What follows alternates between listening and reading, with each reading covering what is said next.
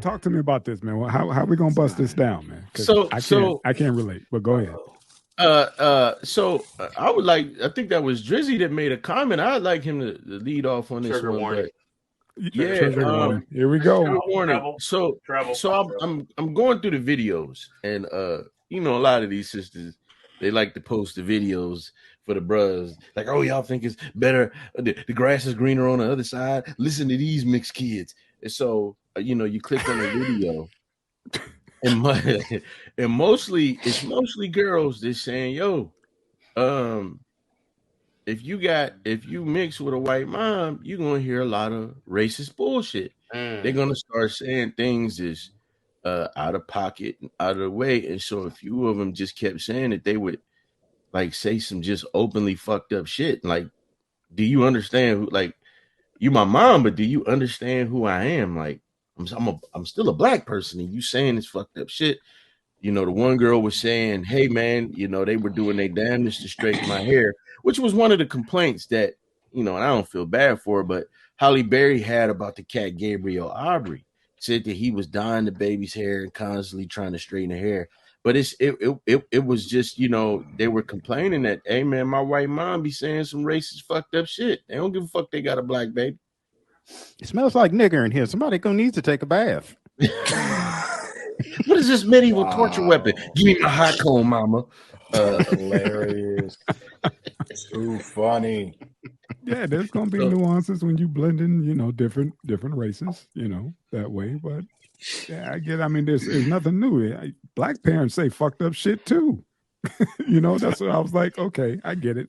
These girls, you know, are saying if it was a black mom and a white dad, you know, it may be. I can't say it may be different or whatever, but they were just saying how fucked up some of these moms are after having a biracial child, like bringing them around family members that they know are racist and pretty much just selling them out, just letting them hang out there while they say all this fucked up shit. And it's like, oh, you know, don't pay them no mind. You know what I mean? You still family, but it's still traumatizing. Let me say this. I'm glad that they telling that shit. First of all, it's not just, it could be a black woman and a white dad. Them white dads be saying some shit. Like, I've talked to people. But the fact of the matter is, man, I've been hearing like the Sage Steels of the world and all of these other people. Oh, I heard fucked up shit from my black side. But then you'll constantly see, you know, on TV, the one girl off of one of these housewives shows, some girl was on Steve Harvey, you know, they go they go trying to find these white parents. And the white parent, like, to shut the fucking door in their face, don't want nothing to do with them. You know what I'm saying? You know, that happened to the one girl. She was like, yeah, I'm just trying to meet my dad, man. And he shut the fucking door in my face, and I just want him to accept me. You know, I know a young lady. I'm not going to say her name because she's from the Yo. She looked completely fucking different. Her brother was dark skinned. She was pale with green eyes. And I noticed that she changed her name, and I asked her what the deal was. She was like, yeah, there was a time when my parents were separated. My mom moved on up to Seattle for a little bit. And, you know, she did what she did. And I got a white daddy up there. And I'm like, so you change your name and just like shit on this black dad who raised you? Like she said, he was a wonderful dad and all, but that's not my real dad. I'm like, you don't even know this fucking guy. You know, so I'm glad that they saying what they saying, because a lot of times I'm starting to see a lot of these mixed kids, they like to take their angst out and their anger on their black half. And I'm like, what the fuck? That's just me. Okay. Yeah, man, but I got kids that are actually that product, and thank God my kids ain't like that, bro. Yeah. No, I'm not saying like that. No, I feel what you're saying, but I mean, it's like in that sense, it could just be maybe that in their situation that either they thought it was love when they was together, or maybe it was a one night stand and they was like, oh, well, we just gonna see what it is and try to work it out, and it didn't work out. Or they was dickmatized by that shit, and they realized that the dick that they was attached to, the person they was attached to, was trash. You know what I'm saying? You know what I'm saying? It could be one of those three things. I mean, because or also maybe it was just that they just really could not fit in or saw that that culture was something that they just could not relate to. Mm-hmm. Yeah. Once the henny and the weed wore off, reality sunk in and was just like, oh, I was supposed to hit and quit. Or it really was just a phase to them, and they just had children out of that phase. Yeah. Man, I've talked to a lot of white dudes who pretty much said that once a white chick goes black, that bitch is ruined and no white man will touch her. No self-respecting white man will touch her. So, you got a lot of these bitter white women out here with black proof that they fucked up. And everybody's giving them hell for it, for race mixing. Did you call them 18-year receipt? Yeah, is that what you're calling these kids, man? Evidence, 18 years of evidence. I don't even know where to start with my take on this, but I will jump somewhere in. All right, so I was working a job, right, and I found out that one of my coworkers, lived in the next adjoining condo complex in A-Town, Ohio. I'll just say A-Town, west of Y-Town, right? So this person it just so happens she had children with a guy who used to go to the church I grew up in, right? So I didn't really know her, but I knew of her, and I had seen her coming in and out of the church with the little, babies. And so I kind of knew who she was, right? But what was the shocker was on the ride to work one day, she started going in on black women so bad, as if number one, I wasn't fitting that description or bill, colloquially speaking. And my sister didn't fit that bill, and my mother didn't fit that bill. And I cussed her out. And I was like, you can pull this motherfucking car over and I will walk the rest of the way to Niles, because I'm not about to sit here and peaceably listen to you run down women who are of my ethnicity, my complexion, my family members, and your damn daughters. Fit that. I had to hit her with that. Do you know that's what they're gonna grow up to be, right? Well, you couldn't hold your tongue until the end of the drive. I had the same thing happen. Go ahead, Trish. That's a very long walk. Trigger warning. Yeah. Trigger warning. Yeah. I mean, I had that happen. I mean, and it's always, I have a black friend. It's always those ones that introduce the word nigga. I mean, the first time I heard that word, I was 5 years old, and it was my grandparents' neighbors. They had never said anything that would indicate that, right? Mm-hmm. But when your 6-year-old or 7-year-old grandson is saying that to the neighbor's grandkid when they're just playing out in the yard, he heard that somewhere. That's just something I don't tolerate. You know what I'm saying? Right. And so then when I finally decided to drop my standard to go outside of my people to look for love, or whatever you want to call it, I had my oldest, and his mother pursued me at no end, only to after she decided to run off with him and all these other decisions, start telling him that I moved on. I didn't want him. I wasn't no good. I got a whole nother family. It's typical black dude stuff. Yeah. New stepdaddy, munchie that he is, little midget man that he is. I'm sure he doesn't look too kindly on our kind. You know what I'm saying? Shots fired. Those type of things. You know what I'm saying?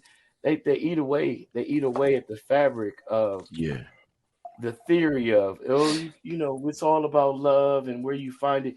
Not when the grandparents ask, what's their hair gonna look like? Is they're gonna have that hard to manage hair? Yeah. Oh, I just had to tell you, my granddaddy was in the KKK, but he was in the Good Clan. You know, they didn't lynch Negroes, but they just burned the cross to let you know where you did or didn't belong. He was just in time. He was just in charge of the sundown towns. That's all. He didn't kill He rang the bell. He just passed out the flyers. That was about it. Right. He made the costumes. He made the costumes for the horses. For the That's meetings all. at the church, you know. It's where they get the term crossing guard from. Right. But you know, hey, listen, it's funny, Drizzy, because I had that same situation happen in Texas. I met a young lady in the gym. Her name was never mind, I ain't gonna do that. But I met her in the gym, and you know what? We got cool. And her son was he looked like Shabba-Doo. Both her sons looked like Shabba-Doo. They was little biracial cats. They was from the Yo. And I don't know how the fuck it came up, but she ended up letting it slip that she instructed this boy to stay away from black girls. And I was like, what do you mean? I said, that boy got black grandmother, black aunties, cousins, possibly. Why would you say something like that? Well, he said that all the ones at school got attitudes, so he go after the Latin. No, fuck all that. Let's deal with what you just said. How do you think that's cool when you chase after as much black dick as you can? Like, you know, so I like people say, man, just because you lay with somebody of another race don't mean that just because that person will lay with you don't mean that they got these underlying fucking thoughts and feelings about other groups, man. You know, I ain't never did that because, I mean, I was focused on the task at hand. But you know what I'm saying? Would think that okay, someone that would knee their father in the groin for calling their partner a nick, you know, calling them a nigger lover, okay, would hold that standard throughout the rest of their existence, especially as it pertains to their child that they share with someone of the opposite or whatever you perceive it. You know, race to me is a big load of crap anyway. But you know, I heard the phone messages. Don't you come bring him into my house. You're a fucking nigger lover. You're not going to go to heaven. You're going to burn in hell. Yeah, that's that old shit. And then when he came out looking more like them, then it was like, oh, well, invite him to dinner. Fuck nah. Fuck that. But you know, and you know what, man? You like pretty nigger babies. Let me tell you something. It ain't just them. I got one of my cuddies is half Hispanic. He half Puerto Rican. And he said, man, yeah, it was rough because my mom's people used to say all kind of shit. Now his dad looked like motherfucking Richie Valenzuela. He don't look black, but they said all kind of shit, you know, until he got older. It's funny what you just said. Until he got older and he showed more Puerto Rican than he did black. You can't tell he black. You know what I'm saying? But, you know, eventually he ended up, I guess, changing his last name to some Spanish shit, you know, hyphenated it. But it's, you know, and it's not all of them, but it's a weird thing that some of them go through, man. It's a very weird fucking dynamic that some of those children go through, man. You know, they caught between, you know, two different worlds, man. I grew up with cats who was, you know, there wasn't black enough for the black kids and it wasn't white enough for the white kids. They were in that gray area. That parallel. Yeah, they was like, you know, we can't, you know, and it was confusing as hell for them, you know, because they want to be down with the culture, but they won't be accepted because of, you know, what their mom looked like, or you know, or vice versa, or their dad looked like. It was just, I felt bad for them at times, man, but. You know, it is what it is, man. It's just whatever you identify as. Let me tell you, one of the girls I went to school with, her mama lived right in the middle of the nose, on the nose, and it was clear she was blonde haired, blue eyed little girl. Her hair had a little nappiness to it, but she was pale. But nobody treated her different like that. You mix, all right, well. Come on, let's go play. And you know, to this day, we never treated, you know, we never treated people like that. I can't speak for everybody else, but my little group, we didn't do that, man. No, we ain't put these motherfuckers on no pedestals, and we ain't put them below our boots. So that's That's good because I mean, growing up on the South Side, over there, Evergreen, Warren, Market Street. Yeah. Oreo, high yellow, look pinky. I'm like, let these hands teach you. Listen. Your deeper melanin content Like actually means nothing. Like I said, when we started this, I was like, our own people will do the same thing. You know, especially with the light-skinned cousins and the dark-skinned cousins. Yeah. Colorism is real. Issue like in every community. Yeah. And I was damn near raised by my great grandmother, man. And you know, she was a dark-skinned lady. She told me as a young kid that I was baby shit colored, piss colored nigga. Yeah, I heard it too. You heard that too? You heard the piss colored one? Oh shoot. I heard piss color. Hey, I heard piss colored. You know, so get your piss colored ass over here. I heard white boy. You know what I'm saying? But at the end of the day, for me, it was nothing behind it. Was it crude? It wasn't raw, but it wasn't cruel. You know what I'm saying? And I say this too, man. Well, I just forgot what the fuck I was gonna say. But no, you know, let's not act like it didn't go the other way either. The dark-skinned kids got it bad than a motherfucker. Mm-hmm. Tar baby and African booty scratcher. And just all this shit that came from children, a child's fucked up mind. Yeah, and we got to put that there. Like, you got a lot of Africans is like, our black people called us African booty scratchers. That's kid shit, man. Those same kids grew up and was protesting apartheid in the HBCU. So fuck that dumb shit. Get out of here with that bullshit. Yeah, but again, trying to become good Africans themselves. You want to, one of the number one selling product over in Africa is bleaching cream. Bleaching cream. That's in Asia too. We talk about colorism. I mean, damn, it goes right back to the root. Yeah. And let me tell you something. Crazy. Motherfucker don't like. I don't know. Like, I hear some people on the internet like, oh, light skinned people get treated better. No. We had our y'all out of style. Yeah, right. And don't fuck. Come on, man. When Wesley Snipes kicked in, come on, man. And don't fuck around and be light skinned without the good light skin shit, like the light eyes and the good hair. Fuck around and be light skinned with, I ain't mad at my shit. Oh, people, no, ain't nobody treating you better. They like, that's just high yellow off. That's piss colored off. Come here, pissy.